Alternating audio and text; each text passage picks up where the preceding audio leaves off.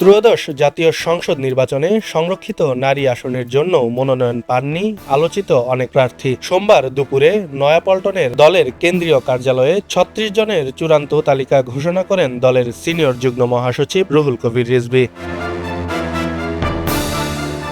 মনোনয়ন না পাওয়া আলোচিতদের মধ্যে রয়েছেন সৈয়দা আসিফা আশরাফি পাপিয়া, আফরোজা আব্বাস, কনক চাপা, বেবি নাজনীন, রিজিয়া পারভিন, মেঘনা আলম, ফারজানা সিতি, প্রয়াত নাসির উদ্দিন পন্টুর স্ত্রী নাসিমা আক্তার কল্পনা, ব্যারিস্টার মওদুদ আহমেদের স্ত্রী হাসনা মওদুদ, গয়েশ্বর চন্দ্র রায়ের মেয়ে অর্পণা রায়, সালাউদ্দিন আহমেদের স্ত্রী হাসিনা আহমদ, ডক্টর খন্দকার মোশাররফ হোসেনের বড় ছেলের স্ত্রী নাইমা খন্দকার, মহিলা দলের সহসভাপতি বেবি মওদুদ, সামিরা তাজরিন এবং মাহরিন খান। পরিচিত মুখ হিসেবে তারা আলোচনায় থাকলেও শেষ পর্যন্ত চূড়ান্ত তালিকা থেকে বাদ পড়েছেন।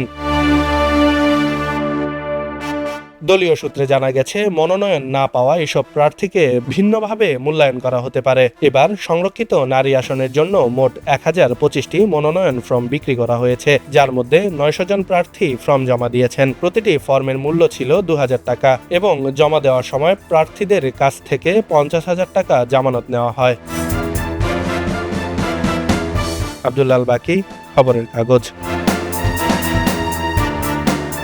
খবরের কাগজ, নিখাত, নির্ভীক, নিরপেক্ষ।